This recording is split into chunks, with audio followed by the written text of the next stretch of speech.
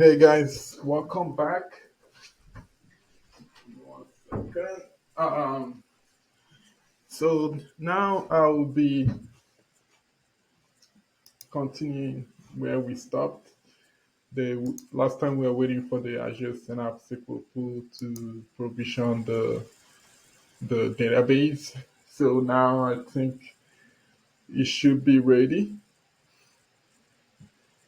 Okay, sorry, didn't mean to do that.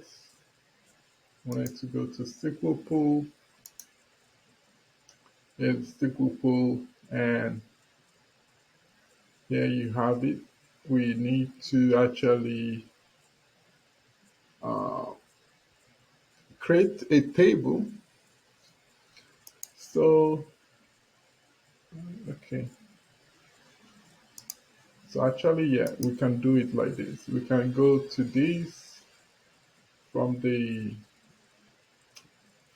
Synapse Studio, go to data, go to database, tables probably is gonna be empty.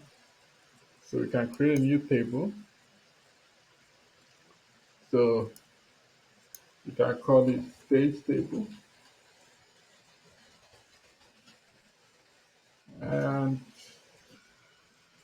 based on what we want to do, let's first create the stage table based on the schema. All right, so we have ID, name, weight. Hold on, no. Yeah. Mm, do we need the last modified date?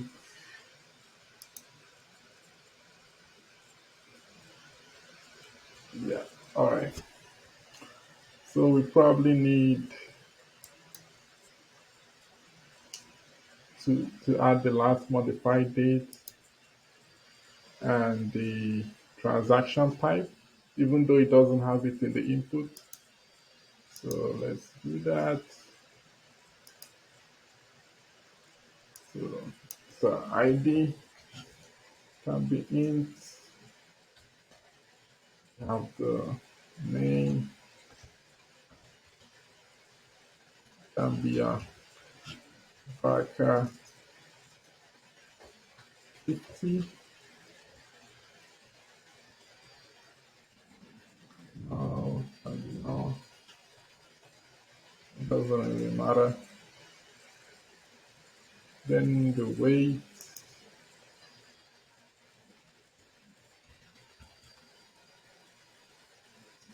uh,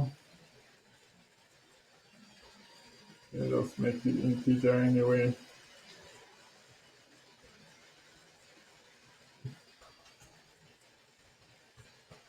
And then, what did we call it? Modified date.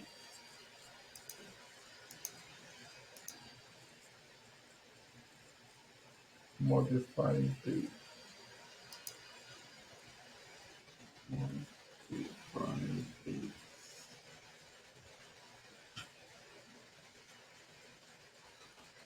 And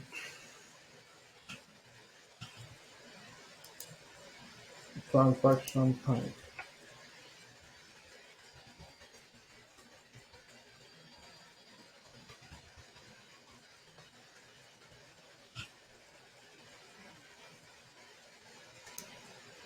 So we actually don't want it hash distribution, we just want random or round robin, something like that.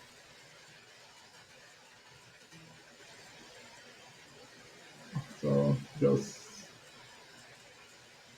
run it. By the way, I will try to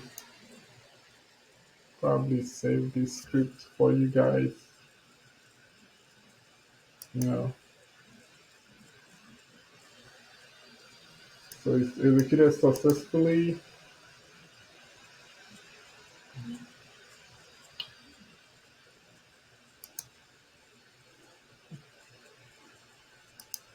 How do I change the name? Let's say,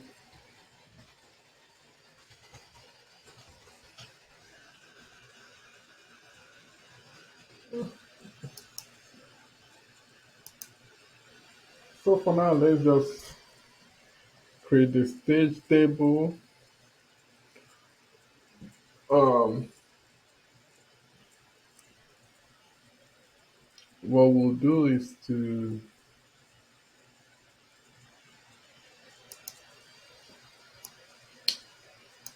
we can do a couple of things.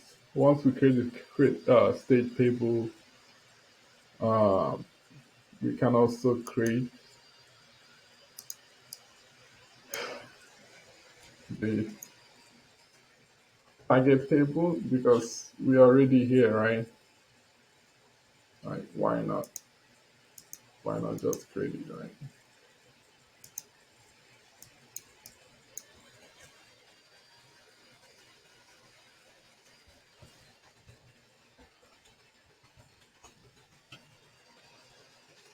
It's pretty much the same structure. Uh,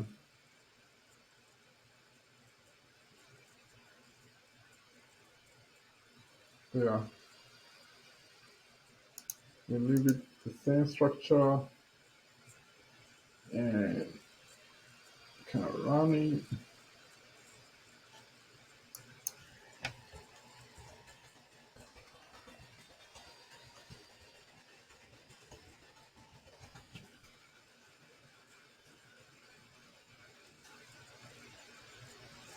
It's successful. We publish both.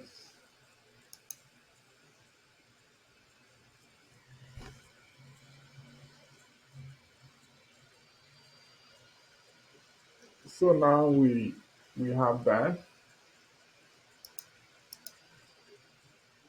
Should refresh it. Then we should see the two tables. So first step is to load the data. So as I was talking about last time, this is just the very basic minimum of the pipeline. But when you so let's get through the main business logic. But before you put this in production, you probably want to add some features like let's document it. So that this is the implementing is the basic level. Then the next step is additional features to make it harden your ETL pipeline. So one, you want to archive the data from inputs folder after processing. Second, you want to check if input file exists. Check if any input file exists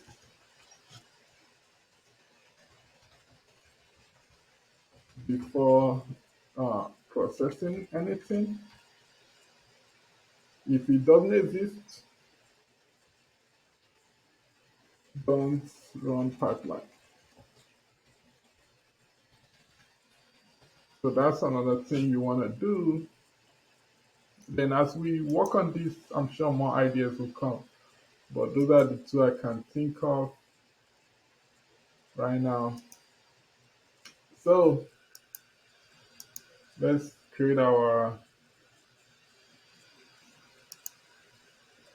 sync data set. Let's make sure this one is still good. So our sync data set, we're gonna create it, a new one. I just have to just type Synapse, create a new link service, get my server name, database name. So SQL authentication is the default. Obviously, there's managed identity. We are gonna use SQL authentication. We're not gonna use keyboard. All these things You should use keyboard in production. If you don't know what keyboard is, go look it up. These are best practices. Right now, we are just doing the vanilla, the basic things right now. As you can see, my username, I had copied and pasted it last time. So good thing I have it handy. I'm just gonna paste it over there, and that should be good for me. Paste it, all right. So I can click test connection. Good, it works. So we can create it. So we say staging table first, and we can say okay. So as you can see, I have staging table set up, source set up, all we need to do. So when we look at staging table, again, remember the architecture, it says truncate and load, kill field.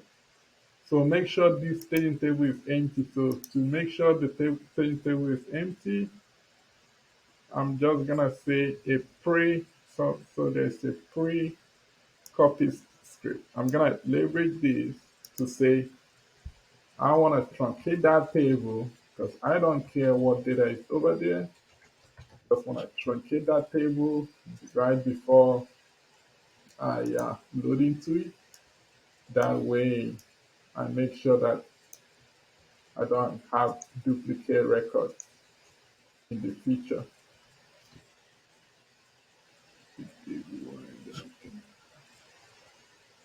So let's so we're pretty much done. We create our first pipeline. So let's try to validate. That's something.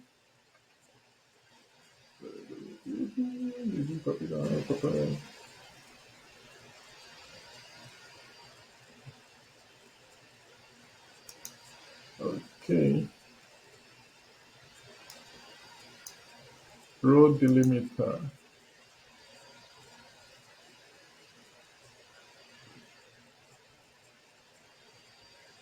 Let me see.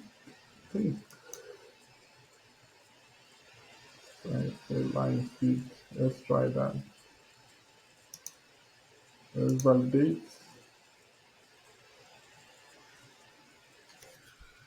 So that was saying because of the line feed, we check that. So let's see what's this next error. When we copy activity to using copy is only so when the stuff that I escape character or full character. Okay. Okay. So another minor thing we have to fix it. So he wants the escape character and put character to be the same. Something like that. Alright. So no more issues. So some little issues here and there. Alright. No more issues. So let's validate the copy runtime, see if it's validated, everything is good. Let's debug it first. So I like to run in debug mode. Let's see if it's gonna copy the data over. Oof. So let's fingers crossed. Let's see what will happen. See if there's an error, it's good because we get to learn in live mode. We are doing it live. I didn't do this before. See, it's an error, so that means we have learning to do. An opportunity to learn over here. So let's see the error, the first step in any issues. Whenever you see an error, you try to debug it, right? So column name is not found in the table. So obviously something got wrong. Let's see. Yeah, name here, right? When we look at the file, so let's look at the file here.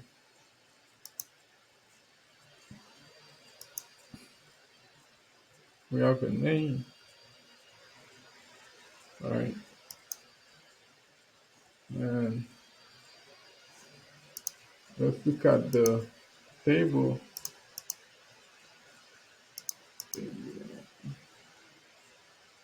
Let's just select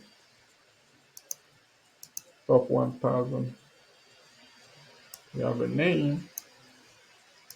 So why is it saying name doesn't exist?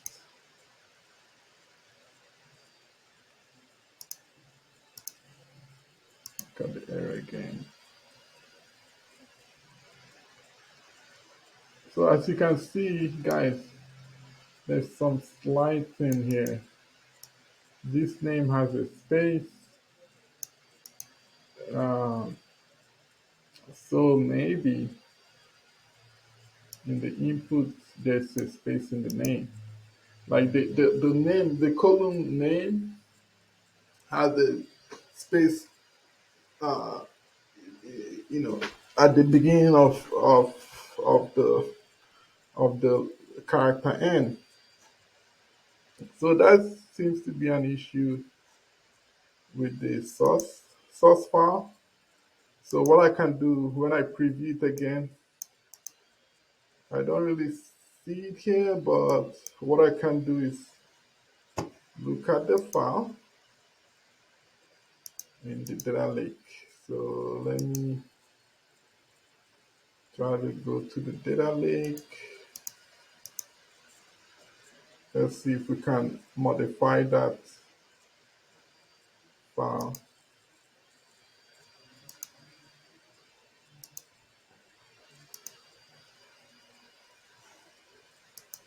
So here you can edit it right in the notebook, in the sorry, not in the notebook, in storage account. So I'm just gonna take off these spaces, right? Because seems like they are causing issues, especially when I don't have you know, imported delimiter. So I'm gonna take off these spaces because the thing with data factory is very specific. It wants the name to match the name of the table.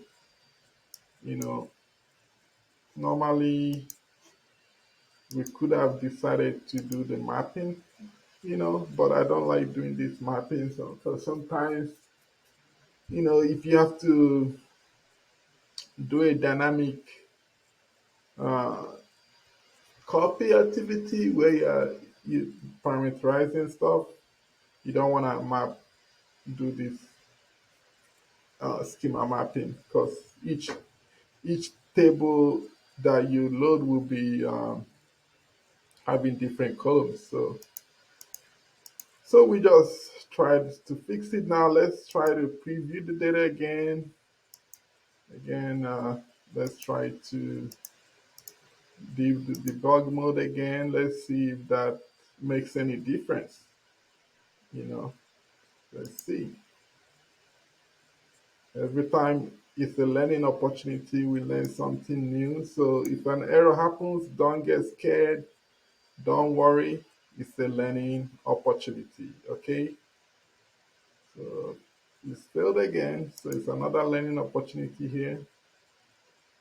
So it says column weight not found. Oh, there's a space at the end. So again, we missed that one. So we go back. Don't you find it weird you don't see the option of edit over here? You have to click these three signs. That's the beauty of Microsoft. Okay, so wait, wait.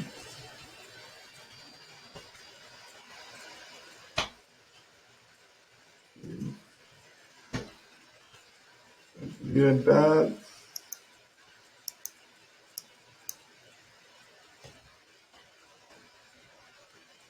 I just delete extra lines, so hopefully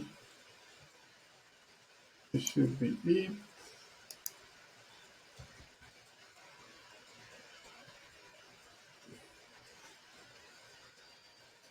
So let's see if it works, because that error didn't really make sense.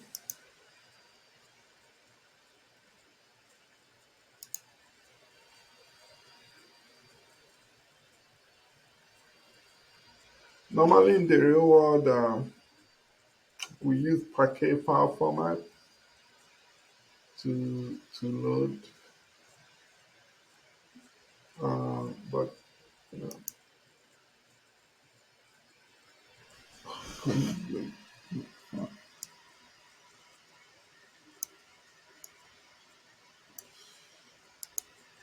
so obviously this column weight not found in SQL table. So let's check the spelling is correct.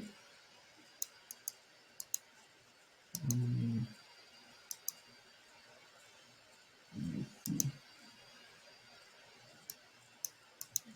Sometimes I mess up the spelling. With the same spelling, it should be fine, right?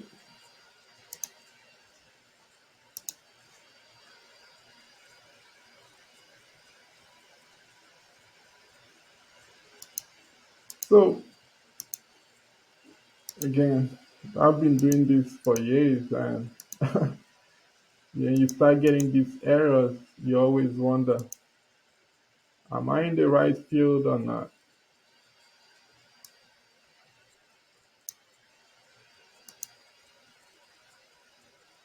So you can see,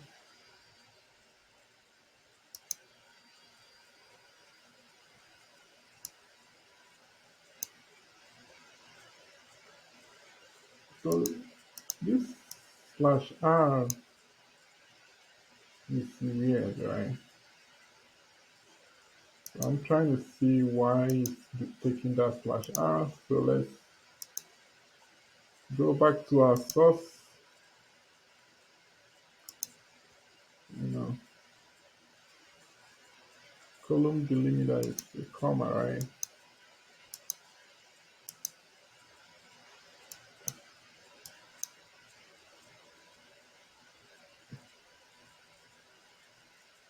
So maybe we should do carriage return.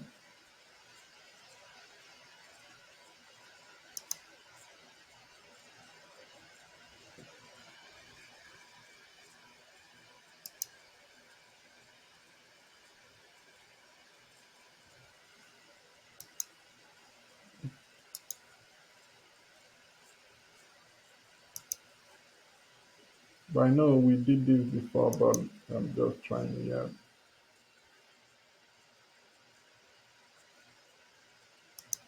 All right. So what we do is, let's try to give it carriage return. Did we do line speed earlier or carriage return? Let's try to do carriage return this time. Let's see.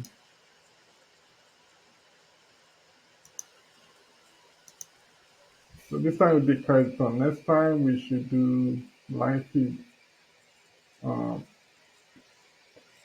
Sometimes Windows is normally carriage return line speed is the 2. So that worked. See? Yeah, let's remember what we did.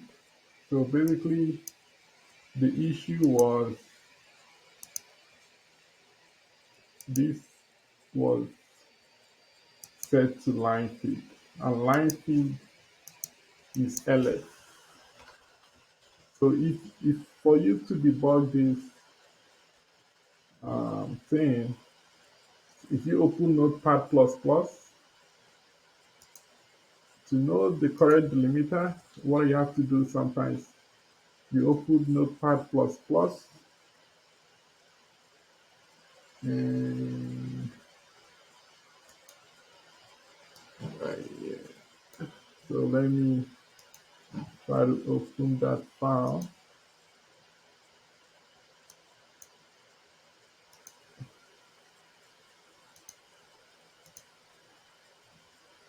Don't even know where the file is. I opened the wrong one. CDC.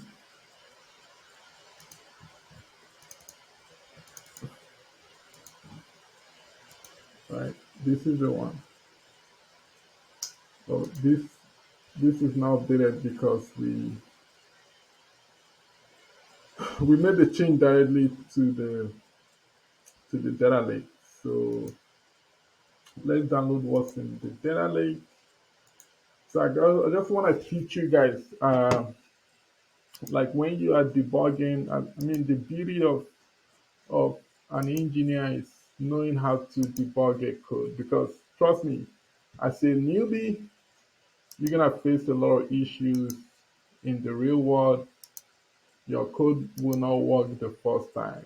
I know it's very easy to watch on a video and everything is working because the person has probably did it behind the scene and did it and corrected all the mistakes and showed you exactly how it works.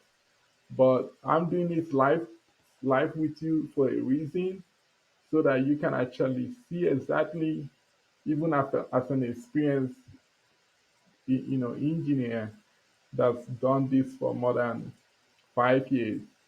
I still face stupid errors, and you could blame it on my knowledge, you could blame it on Azure, but the point is, you still got to get the job done, figure it out, and deliver the end product.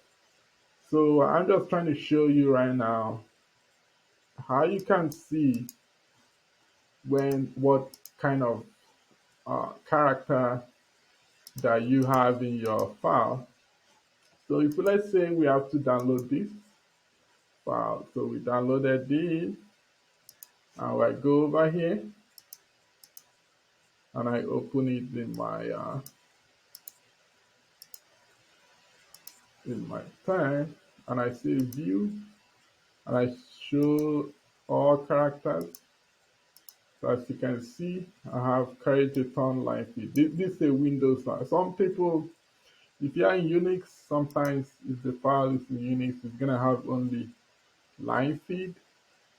But when it's created on line feed, then this is it, right? This is how it works. Is the I noticed that the last one doesn't have, because it's the last one within immediately we do this, boom, it has it.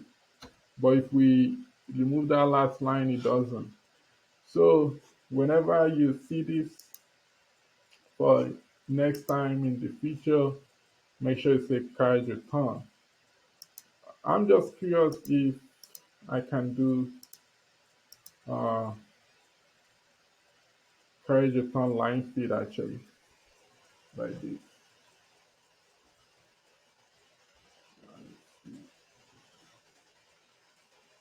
So I can edit it because carriage return, like the thing says, right? So this is carriage return, right? Carriage return. Line feed is this, right? So as you can see here, we have both carriage return, line feed. So ideally,